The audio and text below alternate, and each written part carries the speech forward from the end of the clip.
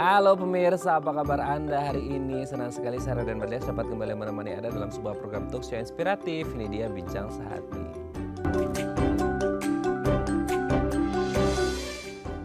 Ya pemirsa, kalau kita ingat selama pandemi kemarin di mana banyak orang yang WFH gitu ya. Itu kayak biasa kita kerja di kantor WFO gitu ya, terus kemudian duduknya pas, kursinya, mejanya pas, jadi kayak postur tubuh kita itu pas banget ya. Tapi pas lagi di rumah, Anda bayangin, biasanya Anda kalau WFH kerjanya di mana? Banyak yang kemudian kerjanya di atas kasur gitu ya, terus kayak gini, nyender. Wah, itu udah PW banget gitu ya. Tapi kalau kita ngomongin sesuatu hal yang enak nih ya, PW gitu, posisi wena gitu ya, tapi ada juga konsekuensi yang pasti kita dapatkan. Salah satunya adalah postur tubuh, terutama untuk posisi tulang belakang kita. Nah, inilah topik yang akan kita bahas hari ini. Apakah postur tubuh yang jelek, yang buruk gitu ya, ini bisa memengaruhi posisi atau bentuk tulang belakang kita. Nah, salah satu yang harus diwaspadai adalah skoliosis. Mungkin Anda pernah dengar atau nggak pernah dengar, tapi intinya kayak gini. Kalau Anda melihat ada orang gitu ya, kayak tulang belakang itu agak kok bentuknya kayak huruf S atau C. Nah, barangkali orang ini mengalami yang namanya skoliosis. Terus apa penyebabnya, gimana cara mengatasinya, bisa dilurusin lagi nggak ya? Nanti akan kita bahas ya. Oke, ngomongin tentang seputar tulang, kita akan membahas terlebih dahulu ya beberapa mitos atau fakta seputar tulang. Oke, kita lihat yang pertama pemirsa ya. Nah, ini dia kalau Anda sering lihat iklan di TV gitu ya, osteoporosis gitu ya. Kayaknya tulangnya udah mulai rapuh, udah nggak padat lagi dan lain sebagainya. Nah, ini selalu identik dengan katanya, ini baru katanya ya, ini bukan menjudge, tapi ini kita bahas mitos atau fakta bahwasanya wanita atau perempuan ini lebih rentan atau berisiko mengalami osteoporosis. Nah, kita tahu ya osteoporosis ini berhubungan erat dengan tulang seseorang. Nah, katanya wanita ini lebih berisiko, apalagi pada wanita yang sudah memasuki masa menopause. Nah, kenapa? Karena di masa menopause ini kan pasti sedikit banyak ada pengaruh dengan hormon estrogennya yang menurun. Ya iyalah ya, karena proses degeneratif, aging dan lain sebagainya, sehingga hormon estrogennya menurun dan akhirnya katanya bisa berdampak pada kepadatan tulangnya yang juga menurun. Nah, apa sih konsekuensi ketika kepadatan tulangnya menurun? Ya, osteoporosis. Tapi apakah hanya terjadi pada wanita atau wanita lebih berisiko? Karena kalau kita ngomongin laki-laki, kalau proses aging, penuaan, degeneratif dan semuanya itu pasti terjadi pada semua jenis kelamin. Betul ya, tidak hanya wanita tapi juga pria. Tapi kenapa akhirnya bisa ada yang bilang bahwasanya wanita lebih berisiko? Nanti akan kita bahas ya, ini beneran fakta atau mitos belaka. Oke, kita lanjut yang kedua pemirsa ya.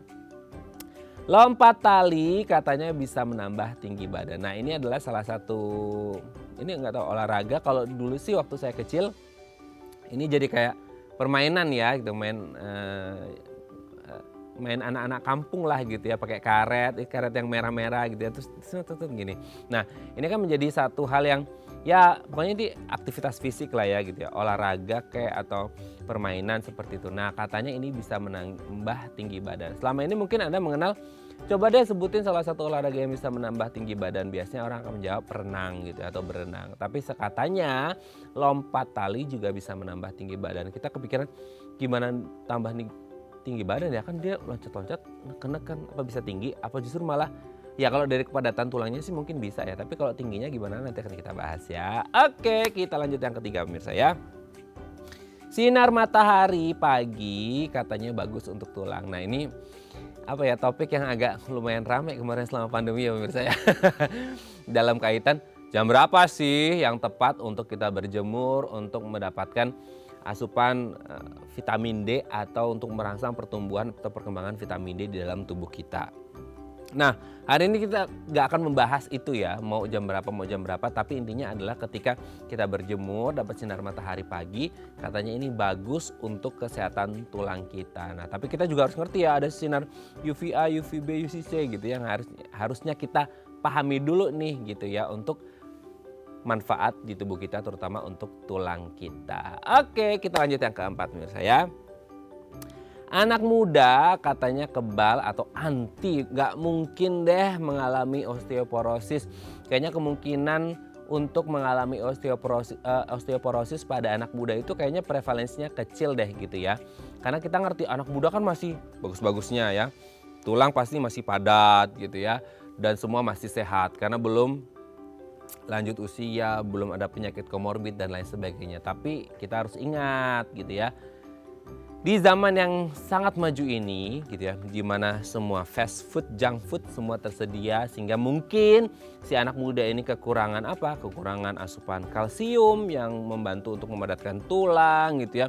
Kemudian juga gaya hidup, let's say kayak smoking gitu ya, kemudian minum minuman beralkohol dan lain sebagainya, yang sebenarnya ada pengaruh nggak sih untuk kesehatan tulangnya? Nanti akan kita bahas ya. Kok bisa anak muda mengalami osteoporosis yang konon katanya hanya terjadi pada usia-usia lanjut? Nanti kita bahas ya. Oke, kita lanjut yang terakhir pemirsa.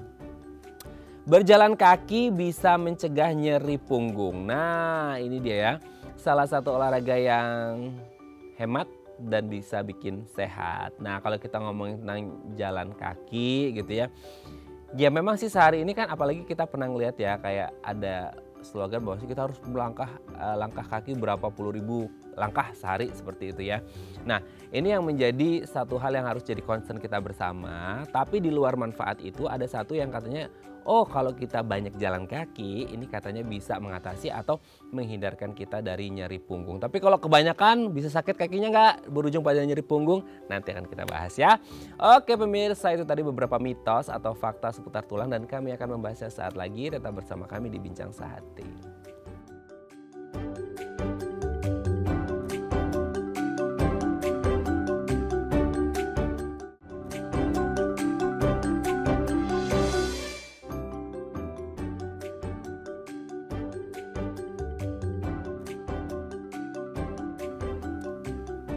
Baik, Anda masih bersama kami di Bincang Sehati. Tadi di segmen sebelumnya kita sudah membahas ya, ada beberapa mitos atau fakta seputar tulang. Ya, kita bisa berdiri karena tulang, kita bisa berjalan karena tulang, kita bisa beraktivitas karena tulang.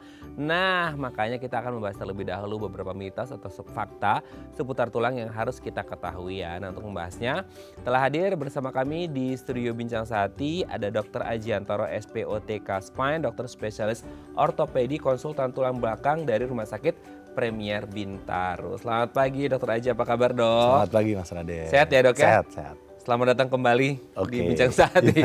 Oke, dok, hari ini kita akan membahas seputar skoliosis. Tapi sebelum itu kita bahas terlebih dahulu mitos fakta seputar tulang ya dok ya. Yang kayaknya di masyarakat kita nggak tahu karena mungkin iklan, karena mungkin baca di Google gitu ya, atau artikel-artikel dan lain sebagainya, banyak yang akhirnya punya insight yang nggak insightful sebenarnya karena salah persepsi gitu ya. Yang pertama adalah wanita itu rentan mengalami osteoporosis. Nah, kalau kita ngomong osteoporosis kan sedikit banyak mungkin kepikiran apa sih semua lansia akan mengalami gitu. Karena kan ya namanya kepadatan tulang akan menurun karena faktor hormonal, aging dan lain sebagainya. Tapi kenapa sih banyak orang kepikiran bahwa osteoporosis, bahkan mungkin ada ya salah satu iklan yang ya edukasi seputar osteoporosis sampai bintang iklannya itu perempuan gitu. Nggak ngerti kebetulan atau gimana, tapi sebenarnya wanita itu lebih rentan mengalami osteoporosis atau nggak sih dok? Ya, jadi untuk masalah osteoporosis sendiri Mas Raden, terkadang tuh di masyarakat tuh memiliki perbedaan tertentu ya. Jadi osteoporosis, osteoartritis, ya kan mirip-mirip tuh kata-katanya. Betul. Tapi memang osteoporosis itu adalah kepadatan tulang yang terganggu. Osteoartritis itu adalah pengapuran. Nah, memang pada dasarnya osteoporosis itu saya bisa jelaskan sedikit disebabkan karena berbagai macam faktor. Dari mulai yang pertama, kepadatan itu dipengaruhi oleh pola makan, aktivitas keseharian, olahraga, dan yang paling penting adalah salah satunya hormonal. Dikatakan memang usia-usia lansia, ya khususnya wanita itu memiliki kerentanan bahkan 2-3 kali lipat ya mengalami yang disebut osteoporosis ketimbang laki-laki atau pria ya. Kenapa? Karena ada hormon estrogen di mana pasca atau setelah menopause, kira-kira usia 52 tahun ke atas ya, estrogen itu menurun. Nah, karena estrogen hormonal tersebut menurun sehingga daya tahan lalu kepadatan tulang di mana asupan seperti vitamin D dan kalsium penyerapan di tulang itu terganggu pada wanita. Oleh karena itu wanita memang rentan sekali mengalami osteoporosis khususnya pada usia-usia lansia. Dan hal tersebutlah yang menyebabkan kerentanan osteoporosis ini menyebabkan kemungkinan terjadinya patah ya pada area-area tulang itu sangat mungkin terjadi. Oleh karena itu, kita harus bisa mencegahnya dengan pemeriksaan-pemeriksaan yang dilengkapi dengan pemeriksaan laboratorium atau pemeriksaan radiologi seperti kadar vitamin D, ya, lalu ada pemeriksaan BMD, ya, bone mineral densitometry untuk mengukur kadar kepadatan tulang, ya, khususnya para lansia. Sebetulnya baik wanita sama pria dua-duanya bisa mengalami osteoporosis, tetapi pada usia lansia memang wanita memiliki memiliki kecenderungan 2 sampai 3 kali lipat lebih rentan. Besar juga ya, Dok, 2 sampai 3 jadi kali itu fakta lipat. memang. Fakta ya? Ya. Aduh ya, untuk para wanita di luar sana. Tapi bukan berarti pria juga leyeh-leyeh, enggak ya, tetap harus menjaga kesehatan ya. Oke, Dok, kita lanjut yang kedua, lompat tali. Nah, ini kan untuk calon siswa entah itu TNI, Polri, itu kan salah satu kualifikasinya tinggi badan gitu. Itu katanya bisa menambah tinggi badan atau gimana? Jadi prinsipnya satu, untuk tinggi badan itu balik lagi ya. Hal-hal atau faktor-faktor yang mempengaruhi satu memang keturunannya. Ya, dari sisi keturunan ya. Berapa tinggi badan dari orang tuanya atau sanak saudaranya, pola aktivitasnya, pola makan dan gizi sendiri. Bagaimana lompat tali bisa meningkatkan tinggi badan? Sebetulnya tidak ada yang menyebutkan ya, atau tidak ada suatu fakta yang langsung menyebabkan gitu, ya lompat tali menghasilkan atau peningkatan tinggi badan. Tetapi pada dasarnya seluruh olahraga ya, di mana olahraga tersebut dapat meningkatkan ya kepadatan tulang, meningkatkan fleksibilitas dari otot dan peregangan dari otot tersebut, khususnya pada usia pertumbuhan, otomatis peningkatan tinggi badan itu bisa terjadi. Tetapi tidak hanya dari olahraga.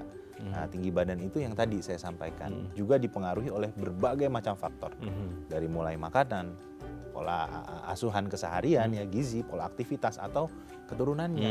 Memang kalau misalnya dari sisi keturunannya memang orang tuanya tidak terlalu tinggi, rasanya sulit sekali seorang anak itu akan tinggi ya. Oh gitu. Gitu. Karena kan ada berbagai macam ras ya di dunia ya yang memiliki perbedaan masing-masing. Jadi kalau dikatakan lompat tali itu bisa menyebabkan atau meningkatkan tinggi badan secara olahraga ya, meningkatkan kepadatan tulang, secara tidak langsung dia bisa meningkatkan tinggi badan. Tetapi masih banyak faktor yang mempengaruhi. Ya, jadi kira-kira itu ya gitu ya.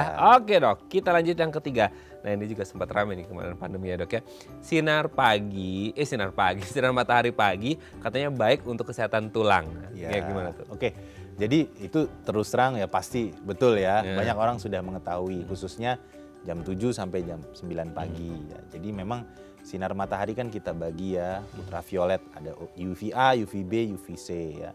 Tergantung kekuatan penembusan ke dalam kulit. Yang paling banyak menembus di dalam kulit adalah UVA. Ya.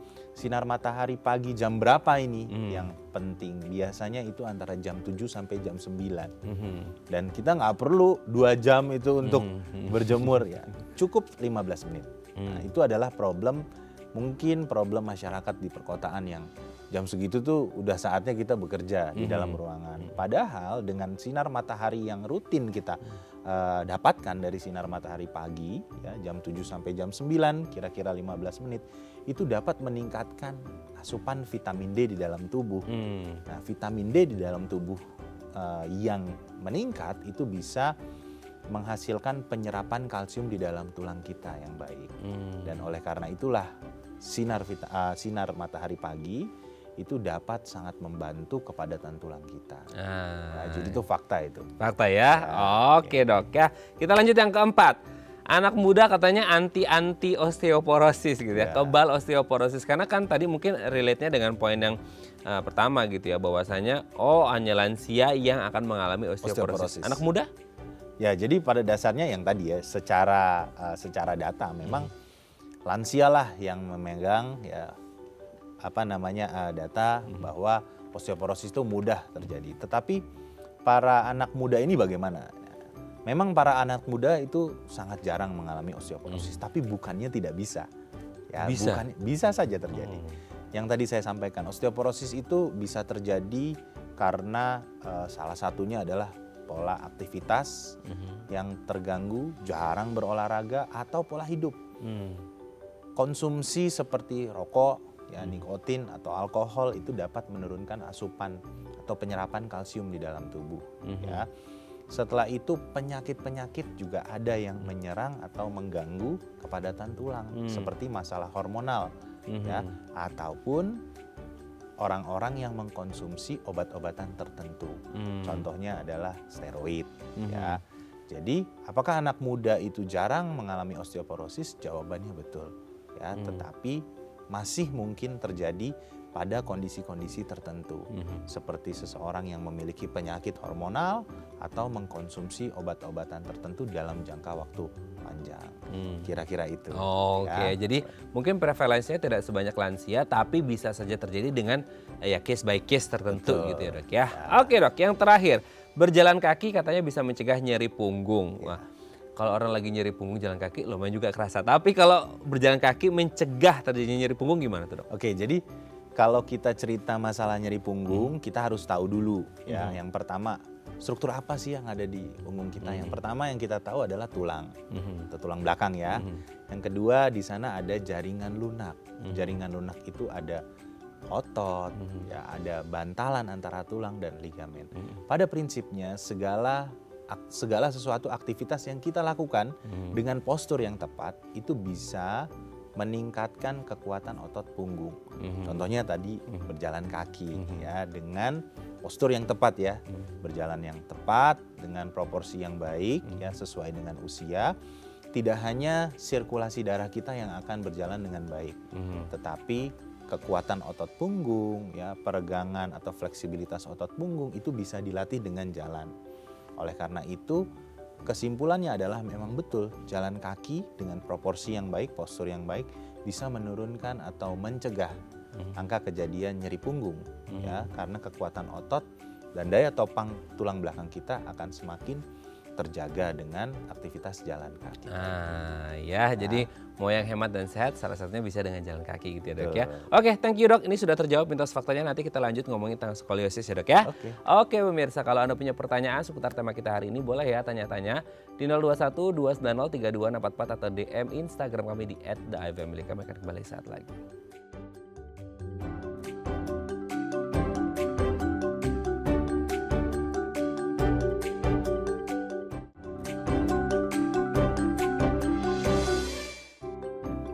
Baik, karena masih bersama kami di Bincang Sehati, kita masih membahas tema kita hari ini. Gimana sih kalau orang mengalami skoliosis, terus mengatasinya gimana? Apa bisa sembuh total lagi, lurus lagi, normal lagi, ideal lagi? Nah, kalau Anda punya pertanyaan seputar tema kita hari ini, boleh ya tanya-tanya di 021 290 3244 atau DM Instagram kami di @theifamily. Kita masih bersama dengan Dr. Ajiantoro SPOTK Spine, dokter spesialis ortopedi, konsultan tulang belakang dari Rumah Sakit Premier Bintaro. Oke, dok, sebelum kita ngomongin skoliosis ya, tulang gitu. Kayaknya kan ini sesuatu yang tidak bisa dilihat ya, tapi bisa diraba lah, dirasakan seperti itu. Nah, tulang ini kayak, mungkin ini pelajaran kayak kita dulu SD ya, mungkin SMP gitu. Tulang itu ternyata banyak banget katanya. Nah, boleh digambarkan sekilas saja, tulang di tubuh kita ini ada apa aja dan fungsinya apa aja sih dok? Oke, jadi kalau secara umum ya, tulang di dalam tubuh kita tuh sangat banyak ya, dari mulai tengkorak kepala, tulang di bagian dada, ya tulang di bagian anggota gerak kita, dan fungsi-fungsi dari tulang itu sangat banyak ya. Fungsi pertama yang mungkin orang nggak tahu ya, salah satunya tulang itu menjadi sumber ya produksi, salah satunya sel darah. Betul. Yang kedua, tulang ini membentuk suatu postur atau rangka tubuh. Dan yang ketiga, dia juga menjaga organ-organ bagian dalam. Ya, salah satunya contohnya tulang iga kita menjaga organ paru-paru, jantung ya, bila kita mengalami suatu kecelakaan atau hal tertentu ya, dia bisa menjaga. Tetapi fungsi utamanya salah satunya adalah rangka tubuh atau daya topang tubuh kita. Tetapi yang saya sampaikan sebelumnya, jangan hanya melihat tulang saja. Karena yang kita tahu adalah tulang saja. Sebetulnya tulang itu diselimuti oleh jaringan-jaringan yang saya bilang adalah jaringan lunak. Seperti otot, ya, ligamen, ada bantalan, tulang belakang atau di lutut yang memiliki fungsi yang juga saling berkesinambungan untuk membentuk rangka membentuk postur, melakukan gerakan-gerakan khususnya pada sendi, sehingga pola aktivitas atau keseharian kita dalam melakukan aktivitas itu dapat dilakukan dengan baik. Ya, jadi banyak sekali. Banyak fungsi, banget ya kalau Dan kita dijabarin sebutnya satu-satu. itu sistem muskuloskeletal. Oke. Ya, ada sendi, ada otot, dan ada tulang. Kira-kira itu Mas. Oke ya. Oke, jadi memang banyak banget dan fungsinya banyak banget. Nggak mungkin kita jabarin satu episode ini ya dok ya, nanti habis waktunya ya. Oke, tapi kalau kita ngomongin seperti tema kita hari ini skoliosis itu kan katanya erat kaitannya dengan tulang belakang. Nah, kalau kita ngomongin postur tulang belakang itu kan sering mungkin secara sekilas kita lihat di lapangan orang yang jalannya bisa tegap banget, ada yang sampai nunduk, bungkuk dan lain sebagainya. Tapi sebenarnya postur tulang belakang yang ideal, karena kan untuk anak kantoran nih ya, biasa kayak kerja gini ngetik, santai ya, gitu ya, santai gitu kan akhirnya ini kerja apa militer gitu ya. Nah, postur yang ideal itu seperti apa? Kan kalau kayak gini juga lumayan pegel juga ya dok, atau gimana sih? Jadi untuk mungkin ya para teman-teman yang kerja di kantor, banyak duduk intinya ya. Jadi postur tulang belakang kita saya bagi secara umum ada 3 ruas ya. Okay. Yang pertama adalah tulang leher atau servikal, ya, tulang belakang bagian dada atau torakal, dan bagian bawah yang kita sebut lumbal. Ya, ada 3. Di bagian tulang leher atau tulang servikal, normalnya lengkung kurvanya disebut lordosis atau tegap seperti ini. Ya. Oke. Sedangkan di daerah torakal ya atau tulang dada dia membentuk kifosis, memang dia agak bungkuk. Tetapi kira-kira 10 sampai 40 derajat. Di bagian bawah tulang lumbal kita sama seperti tulang leher, dia tegap. Ya, lordosis. Kenapa hal itu? Hal itu memang membentuk suatu postur tulang belakang sehingga ketika kita bekerja di kantoran kita duduk. Nah, yang pertama perhatikan pandangan ke arah misalnya laptop ya, atau komputer. Kita harus eye level eye level dengan jarak kira-kira 40 sampai 70 ya senti. Tidak boleh terlalu dekat. Dan kita yang tadi terkait dengan work from home, main laptop sembari tiduran, tengkurap, itu adalah hal-hal yang bisa menyebabkan cedera pada area leher. Ya. Yang kedua adalah bagaimana postur punggung bawah. Nah, saat ini kalau kita perhatikan kursi duduk ya, atau ada tambahan bantalan di bagian lengkungan ya, nah, hal itu membuat tulang belakang bagian bawah kita bersandar dengan nyaman. Ya, dengan membentuk kaki sudut 90 derajat sehingga kita mendapatkan postur duduk yang ideal. Tetapi yang tadi disampaikan sama Mas Raden, apakah kita harus seperti TNI harus seperti itu? Ternyata enggak. Kita butuh peregangan. Ya, setiap 15 menit kita bisa menggerakkan tubuh kita ya, mengganti posisi. Untuk apa? Yang tadi otot itu butuh peregangan. Ya, dan setiap 2 sampai 3 jam kita harus berdiri melakukan relaksasi untuk peregangan itu bisa kita dapatkan karena tidak hanya tulang di sana ada otot dan jaringan lunak sekitar. Kira-kira itu ya. Oke, dokter biasanya tuh ada ya di kursi orang itu apa kayak ada alat yang gini Nah, gitu. betul. Itu adalah tambahan bantalan ya. Itu bagus atau enggak sih? Ya, cukup bagus.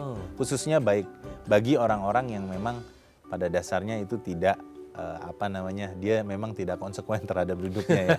Jadi suka kemana-mana. Dengan tambahan itu mau nggak mau dia dipaksa untuk duduk dengan postur yang tepat. Ya. Oke. Tapi kalau ngomongin tulang belakang ini kayaknya banyak orang yang lumayan abai ya karena udah terlanjur PW tadi ya posisi wenak, jadi kayak duduknya ya semau dia gitu. Tapi kalau kita ngomongin kelainan pada tulang belakang itu biasa yang muncul paling banyak itu apa sih dok kalau ngomongin kelainan? Jadi kelainan tulang belakang tuh cukup banyak. Ya. Dari mulai yang pertama gangguan bentuk tulang belakang. Dan yang paling sering memang adalah skoliosis pada gangguan bentuk tulang belakang. Ada juga gangguan-gangguan seperti masalah saraf kejepit. Karena di dalam tulang belakang ada saraf yang bisa menyebabkan jepitan karena masalah tulang belakang. Ada juga gangguan tulang belakang yang disebabkan karena infeksi, ya salah satunya TBC tulang belakang.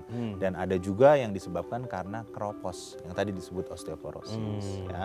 Dan gangguan tulang belakang itu biasanya bisa menyebabkan masalah tulang belakang sehingga mengganggu aktivitas kita dalam bekerja. Ya, jadi cukup banyak ya. Tapi kalau tema kita hari ini skoliosis, itu skoliosis tuh bisa berbentuk melengkung atau gimana sih? Skoliosis itu sendiri apa? Jadi skoliosis itu adalah gangguan dari tulang belakang, di mana tulang belakang seseorang itu membentuk huruf atau melengkung Jadi dia bisa membentuk huruf C di belakang atau membentuk huruf S. Oh, kalau kayak gini kan kita lurus ya, maksudnya kita lurus gitu. Ya, ini dia membentuk huruf S. Ke depan, ke samping? Ke samping. Oh, justru ke samping, kanan atau kiri gitu? Ya, tetapi skoliosis ini adalah suatu masalah tulang belakang yang sebetulnya masalah itu adalah masalah 3 dimensi. Jadi ada kelengkungan dari sisi samping yang membentuk huruf S, tetapi tulang belakangnya itu tidak hanya melengkung, tapi dia mengalami rotasi juga. Jadi muter dia melengkung gitu, dan muter. Nah, itulah skoliosis. Di mana skoliosis ini banyak sekali ya ditemukan di usia-usia, malah usia-usia remaja, saat usia-usia pertumbuhan, apalagi perempuan. Ada dikatakan bahwa 8:1 skoliosis ini ya terjadinya lebih banyak di wanita dibandingkan ya laki-laki di usia-usia pertumbuhan. Kira-kira usia 10 sampai 18 tahun. Oke, terus penyebab utamanya apa sih Dok? Kenapa orang akhirnya bisa mengalami skoliosis? Kenapa akhirnya banyak di masa-masa pertumbuhan? Apakah karena mungkin ini kalau nalarnya orang umum adalah itu kan masih masa pertumbuhan, jadi kayak bahasanya kayak agak lunak-lunak dikit tulangnya, jadi kayak kalau salah posisi postur itu bisa berabe nanti ujungnya gitu Dok. Ya, jadi secara umum skoliosis ini saya bagi 3. Yang pertama adalah skoliosis kongenital atau yang kita dapatkan dari lahir. Jadi itu bisa ditemukan dari bayi saat kita melihat ya, bayi dilahirkan tidak lama, wah tulang belakangnya bengkok. Itu bukan karena proses persalinan ya? Tidak selalu. Yang paling sering adalah bawaan. Dan biasanya pasien tersebut atau bayi tersebut memiliki gangguan lainnya atau gangguan organ lainnya seperti ginjal atau jantung atau lainnya. Yang kedua, skoliosis yang didapatkan di usia pertumbuhan yang kita sebut idiopatik skoliosis. Nah, idiopatik skoliosis ini kenapa disebut idiopatik? Karena penyebabnya memang tidak diketahui. Nah, dan dia biasanya terjadi di usia-usia 10 tahun sampai 18 tahun, di mana yang paling sering muncul adalah wanita. Ya. Dan yang terakhir, yang ketiga, skoliosis yang saya sebut skoliosis yang terjadi di usia-usia tua atau degeneratif. Ya, karena daya topang tubuh yang sudah kita pakai sampai lansia menyebabkan gangguan dan ada kebengkokan, ya, kelengkungan yang terjadi di tulang belakang. Kira-kira itu. Tetapi yang paling banyak yang kita temukan di poli atau saat kita praktek adalah skoliosis idiopatik malah. Idiopatik ya? Yang justru yang di masa pertumbuhan dan nggak ngerti. Betul sekali. Kenapa bisa terjadi? Dan biasanya yang paham atau sadar itu malah orang tuanya. Orangnya, anaknya sendiri nggak kerasa gitu? Nah, terkadang tidak, karena kan dia umurnya masih ya setiap hari olahraga, setiap hari aktivitas. Malah terkadang ibu atau bapaknya saat anak itu ganti baju ya, baru sadar itu. Pentingnya kita mencegah atau mengetahui sejak dini ya, untuk mengukur bagaimana, mengetahui bagaimana skoliosis itu mulai timbul adalah saat anak-anak tersebut dalam masa pertumbuhan. Dan jangan sampai kita terlewat, derajatnya sudah berat. Nah, itu dia. Untuk mengetahui orang tua di rumah ya Bapak Ibu, kayak anaknya gimana bentuk tulang belakangnya sehingga bisa dikatakan skoliosis, nanti kita bahas di segmen selanjutnya Dok ya. Oke pemirsa, kalau Anda punya pertanyaan seputar tema kita hari ini boleh ya tanya-tanya di 021 290 3244 atau DM Instagram kami di @theifamily. Kami akan kembali saat lagi.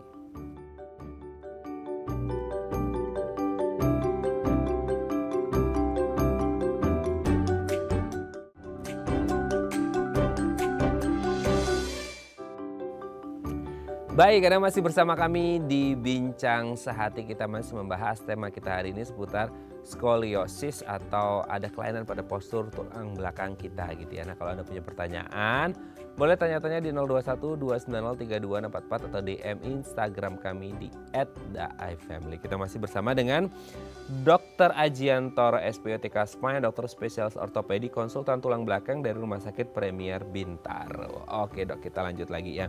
Nah, ini tadi yang menarik adalah orang tuanya biasanya yang ngerti nih anaknya mengalami skoliosis, sementara anaknya nggak tahu gitu ya, karena mungkin ya masih anak-anak ya, mereka nggak gitu. Tapi seanak-anaknya pun anak-anak gitu, dalam artian kayak emang itu benar-benar nggak ngerasa sakit ya, karena kan tadi skoliosis dijelaskan agak posturnya agak bengkok, kata S atau C, dan ada rotasi.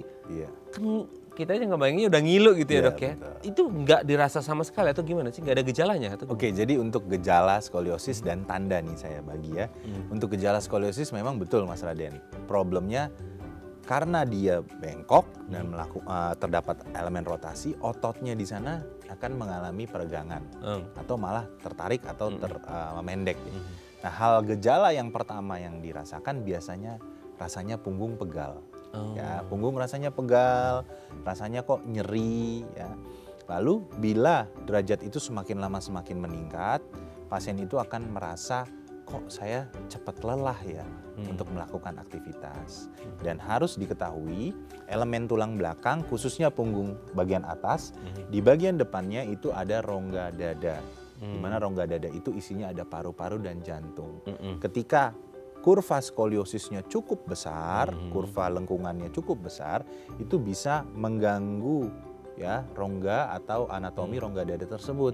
Jadi keluhan ketika tulang belakang atau skoliosisnya itu dengan kurva yang lebih besar lagi adalah gangguan dalam pernafasan. Jadi cepat sesak, cepat ngos-ngosan, padahal aktivitas ringan. Sedangkan untuk tanda dari skoliosis yang mungkin ya orang tua di rumah harus aware adalah yang pertama adalah perhatikan level dari kedua pundak dan kedua panggul. Sejajar apa enggak? Sejajar atau tidak ya, kita lihat. Kalau level itu sudah sejajar, kita lihat punggung belakang. Karena ada elemen rotasi, skoliosis akan menghasilkan punggung belakang yang lebih menonjol. Jadi simpel sekali.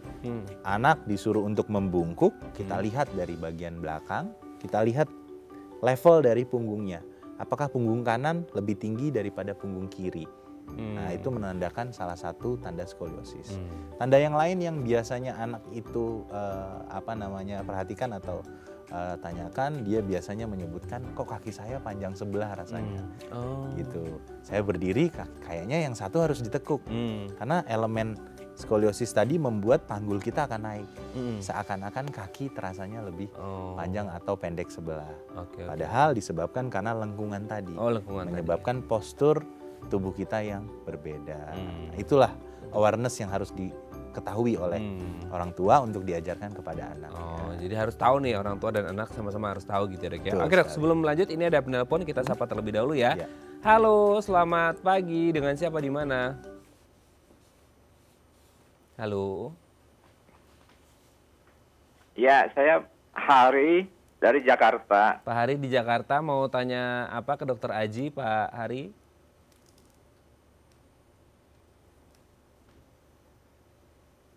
Iya, selamat siang dok. Selamat siang, Pak Hari. Saya mau nanya dok mengenai ini leher saya.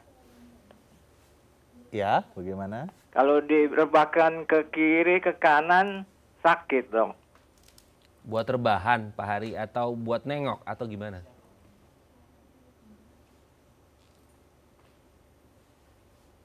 Gimana tuh? Ada kelainan apa ya? Apakah ada rasa nyeri yang menjalar ke tangan Pak Hari? Iya, di sebelah kanan, di leher sebelah kanan kayaknya. Ada kayak penjalaran otot rasa nyeri atau tulang ya, kesemutan? itu kelainan tulang. Pak Hari, kalau pas lagi nengok gitu ya, ada nggak rasa nyeri atau Menjalar sakit yang jalar ke tangan ke gitu? tangan, kesemutan? Enggak menjalar. Nggak ada ya, oke. Oke, cuman di leher aja ya. Oke, sudah Iya. jelas dok? Ya, jadi Oke. untuk masalah leher ya banyak sekali yang tadi saya sampaikan. Normalnya memang postur leher kita, postur kita adalah lordosis atau tegap. Ya. Masalah nyeri leher bisa saya bagi apakah itu masalah otot yang tadi disampaikan Pak Hari. Nyerinya hanya berdasarkan gerakan saat rebahan menengok kiri dan kanan. Tetapi elemen segmen di dalam leher itu ada saraf. Ya, ketika masalah leher itu menyebabkan saraf kejepit, biasanya didapatkan rasa nyeri yang menjalar sesuai penjalaran saraf tersebut. Di mana saraf leher paling banyak adalah ke tangan kita. Tangan kanan atau kiri disertai kesemutan atau baal. Ya. Yang pertama yang bisa dilakukan oleh Pak Hari adalah kita harus menegakkan diagnosis terlebih dahulu. Ya, ketika masalah leher ini sudah terjadi lebih dari 3-4 minggu, padahal Pak Hari ini sudah melakukan aktivitas dengan baik, beristirahat atau mengkonsumsi obat-obatan untuk penghilang rasa sakit yang saat ini banyak sekali beredar ya. Nah, ketika 3 minggu itu tidak bisa terselesaikan, Pak Hari harus melakukan pemeriksaan lanjutan. Ya, dilakukan pemeriksaan fisik oleh dokter ahli tulang belakang, melakukan pemeriksaan ronsen untuk mengetahui postur dari tulang servikal, dan ada pemeriksaan yang kita sebut MRI, Magnetic Resonance Imaging, yang kita bisa melihat secara lengkap tidak hanya tulang, tetapi bantalan dari tulang belakang dan saraf tulang belakang itu sendiri. Ketika diagnosis itu bisa tertegakkan, barulah opsi terapi bisa kita pilih. Ya, apakah kita lanjutkan dengan fisioterapi, ya, atau ada tindakan-tindakan khusus untuk meringankan gejala. Jadi yang paling pertama dilakukan adalah perbaiki postur keseharian, konsumsi obat secukupnya, ya, dengan dosis yang baik, dan bila tidak hilang, lakukanlah pemeriksaan untuk menegakkan diagnosis terlebih dahulu. Ya, Oke ya, periksa dulu ya Pak Hari ya untuk menentukan apa yang terjadi gitu ya, karena harus tahu nih masalahnya apa dan penanganannya seperti apa supaya tepat gitu ya. Terima kasih ya Pak Hari ya sudah menelpon kami. Oke Dok, kita lanjut lagi. Nah, kalau untuk menegakkan diagnosisnya tadi kan harus berdasarkan gejala dan tanda gitu ya, kan ke dokter terus diperiksa, oh ini masuk kategori skoliosis. Terus yang harus dilakukan apa? Apakah bisa ditangani langsung, diobati, dilurusin atau gimana Dok? Oke, jadi untuk mengetahui skoliosis, yang pertama kita harus lakukan pemeriksaan fisik ya. Datang ke rumah sakit, lakukan pemeriksaan fisik. Kita akan melihat balance dari tulang belakang dan postur tubuhnya, dan kita lakukan pemeriksaan radiologi. Ya, radiologinya sangat sederhana, yaitu pemeriksaan ronsen. Di mana yang dilakukan adalah pemeriksaan ronsen tulang belakang secara lengkap dari tulang belakang bagian atas sampai bawah, ya, untuk kita ukur bagaimana lengkung tulang belakangnya dan bagaimana derajat skoliosis itu sendiri. Nah, saya mudahkan derajat skoliosis itu kira-kira saya bagi menjadi tiga grup ya. Grup pertama adalah ketika derajat skoliosis itu di bawah 25 derajat. Ya, saya cerita di usia pertumbuhan ya ini, yaitu skoliosis idiopatik antara 10 sampai 18 tahun. Karena ketika usia itu mencapai 18 tahun, penutupan lempeng pertumbuhan udah selesai, terkadang skoliosis itu tidak akan meningkat lagi derajatnya. Ya. Nah, ketika kita mendapatkan pasien usia 12 tahun dengan derajat di bawah 25 derajat, nah ini kita katakan dia hanya butuh observasi setiap tahun, ya, sampai usianya 18 tahun. Ya, karena sampai usia 18 tahun kemungkinan pertumbuhan derajatnya itu akan tetap ada. Ya. Tetapi ketika pasien itu datang di usia pertumbuhan dengan derajat antara 25 sampai 40 derajat, ya, di situ pertumbuhan skoliosis yang terjadi akan lebih agresif. Sehingga kita harus lebih agresif melakukan penata laksanaan. Seperti kita bisa gunakan brace, korset khusus skoliosis, ya, untuk mencegah progresivitas. Sekali lagi, untuk mencegah. Progresivitas, tapi bukan untuk meluruskan kembali. Karena supaya nggak tambah buruk aja gitu. Ya, betul, supaya tidak tambah buruk. Tetapi ketika pasien itu di masa pertumbuhan usia 16 tahun, ternyata kita sudah dapat di atas 50 derajat, 60 atau 70 derajat.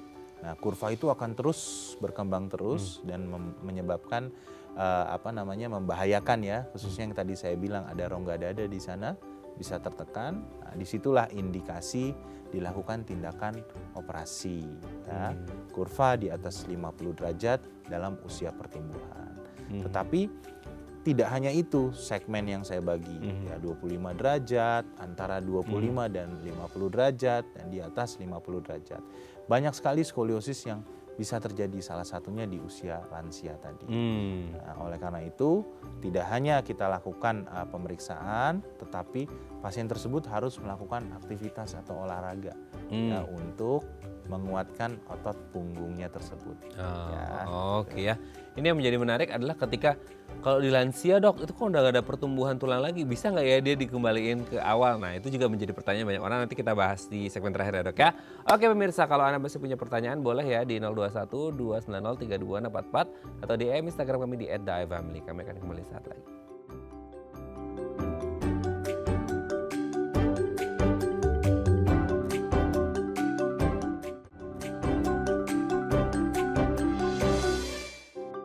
Baik, Anda masih bersama kami di Bincang Sehati. Kita masih membahas tema kita hari ini seputar skoliosis. Masih bersama dengan Dr. Aji Antoro, SPOTK Spine, dokter spesialis ortopedi konsultan tulang belakang dari Rumah Sakit Premier Bintaro. Oke, Dok, kita lanjut lagi. Nah, masalah tadi dari anak-anak ya, terus kemudian kongenital lah, kemudian idiopatik gitu ya, sampai yang terakhir gitu ya. Nah, ini kan kita berbicara masalah bisa kembali 100% recovered seperti semula atau enggak sih? Karena kita ngomongin anak-anak itu masih masa pertumbuhan. Tapi kalau lansia kayaknya udah nggak ada pertumbuhan tulang lagi deh, Dok. Itu gimana tuh, Dok? Jadi kalau untuk lansia, memang skoliosis yang terjadi karena strukturnya yang terganggu. Nah, kita harus lihat strukturnya terganggu ini disertai dengan gangguan lain nggak? Yang tadi saya bilang struktur tulang itu bengkok, di dalamnya ada selubung saraf. Apakah selubung sarafnya itu tertekan yang menyebabkan saraf kejepit? Ketika terjadi masalah saraf kejepit, nah, tindakan operasi itu bisa dilakukan ya untuk melonggarkan kembali saraf kejepitnya atau membuat struktur anatominya itu lebih baik lagi ya, sehingga pasien terhindar dari nyeri punggung, khususnya punggung bawah dan saraf kejepit. Tapi pada umumnya ketika seorang lansia itu tidak memiliki masalah saraf kejepit, pada umumnya tindakan yang dilakukan adalah tindakan konservatif atau tanpa operasi. Struktur tulang belakang yang bengkok menyebabkan otot yang tidak equal ya, kanan sama kiri, kita harus lakukan penguatan otot-otot ya, dengan cara berenang ya, latihan olahraga, penguatan otot-otot batang tubuh kita, backup exercise, bisa yoga pada orang tua ya, atau yang tadi jalan cepat. Banyak sekali yang bisa kita lakukan.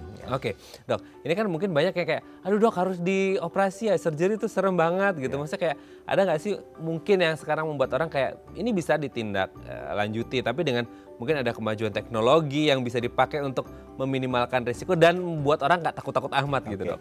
Jadi khususnya operasi skoliosis ya, salah satu tindakan yang dilakukan itu sebetulnya tindakan yang akhir sekali kita harus lakukan ya. Skenario Z lah yang terakhir gitu. Sebetulnya yang harus dilakukan adalah pencegahan atau kita menemukannya secara dini sehingga kita mencegah derajatnya itu tidak lebih dari 50 derajat. Tapi kalau memang sudah ada kurva yang tinggi atau yang besar dengan gangguan keseharian, mengganggu proses pernafasan, operasi itu nggak bisa kita hindari lagi. Nah, yang pertama saya akan jelaskan tindakan operasi. Tindakan operasi dilakukan dengan cara menggunakan pemasangan implan. Ya, pemasangan implan di tulang belakang, lalu kita akan coba untuk mengkoreksi dari elemen rotasi dan lengkungan tadi, sehingga rotasinya bisa kembali, lengkung tadi. Nah, cuma tadi Mas Raden kan cerita resikonya ya. Jadi resiko yang pertama adalah banyak orang sekali saat ini takut terhadap kelumpuhan. Betul. Dengan teknologi saat ini. Karena tulang belakang kayak orang itu rawan banget deh gitu ya. Betul, ada saraf di sana. Iya, betul. Ya. Nah, dengan teknologi saat ini ada pemantauan saraf di saat tindakan, namanya intraoperatif nerve monitoring. Jadi monitor saraf di saat kita melakukan tindakan operasi. Sehingga saat kita lakukan pemasangan implan dan kita lakukan koreksi dari rotasi dan juga kelengkungan tadi, saraf itu bisa dipantau secara real time. Jadi ada dokter spesialis saraf yang biasanya menemani kami, dokter tulang belakang di dalam ruangan operasi, dia akan bisa memberitahu, Dok, sarafnya aman ya Dok, lanjut Dok. Nanti kita bisa juga berkolaborasi, Dok, bagaimana saraf di sisi sebelah kiri aman. Oke, berarti saraf atau kelumpuhan yang terjadi itu bisa kita cegah dengan cara pemantauan dengan alat tersebut. Ya. Yang kedua adalah resiko yang bisa terjadi adalah perdarahan yang cukup banyak, karena kan biasanya skoliosis kita harus koreksi cukup besar ya tulang belakang. Nah, dengan kemajuan teknologi alat-alat pembiusan atau anestesi, kita bisa menghitung darah dengan cukup baik. Perdarahan itu bisa kita cegah ya, dan juga bisa dilakukan transfusi darah pada saat tindakan. Dan yang paling penting resiko yang terjadi adalah kesalahan pemasangan implan. Nah, itu bisa terjadi. Kenapa? Karena struktur anatomi pada pasien skoliosis itu udah berbeda pada pasien normal, karena kan udah melakukan rotasi. Nah, di saat ini teknologi yang memang sudah masuk ke Indonesia adalah salah satunya kita menggunakan bantuan robotik navigasi. Jadi kita menggunakan implan atau memasang implan dibantu oleh navigasi robotik. Ya, jadi ada navigasi alat robotik surgery yang dilakukan atau kita gunakan di saat tindakan, sehingga kita bisa menghasilkan akurasi pemasangan implan itu mencapai 99%. Ya, sehingga para pasien tidak perlu khawatir kembali dengan resiko-resiko yang cukup berat didapatkan. Karena saat kita menggunakan atau memasang implan dengan presisi atau akurasi yang sangat baik, otomatis satu, kemungkinan resiko kelumpuhan atau salahnya masuk implan ke dalam saraf tulang belakang bisa kita hindari. Betul. Yang kedua, dengan implan yang tertanam di tulang belakang cukup erat, kita bisa melakukan koreksi juga yang sangat baik, ya, sehingga bisa mengembalikan, ya, elemen rotasi dan gesernya punggung atau lengkungan punggung karena skoliosis itu. Ya, kira-kira itu. Oke, jadi risiko pasti ada, tapi pasti ada solusi terbaik untuk mengatasinya gitu. Betul, ya. Dan apalagi dibantu dengan teknologi tadi ada robotik ya, jadi akurasi, presisi udah banget. Betul, lah gitu ya dok. Ya. Jadi jangan takut daripada sakit-sakit gitu. Betul. Ya. Dan ada masalah. Jangan salah, skoliosis yang semakin berkembang itu menyebabkan gangguan fungsi paru. Nah itu ya, dia, tekan ya karena dia jadi posturnya nggak benar gitu ya dok. Ya. Aduh sebenarnya banyak yang mau kita bahas tapi waktu juga dok, nggak kerasa kita udah sejam ngobrol ya dok ya. Thank you, next time kita harus ngobrol lagi ya dok ya. Terima kasih, salam sehat terus untuk keluarga di rumah dan teman-teman di Rumah Sakit Premier Bintaro ya dok ya. Oke pemirsa, itu tadi perbincangan kita dengan Dr. Aji, semoga bermanfaat ya. Saya Raden Badia Samit, sampai jumpa dan selamat kembali beraktivitas di hari Kamis yang indah ini. Ingat postur duduknya harus dijaga ya, sampai jumpa.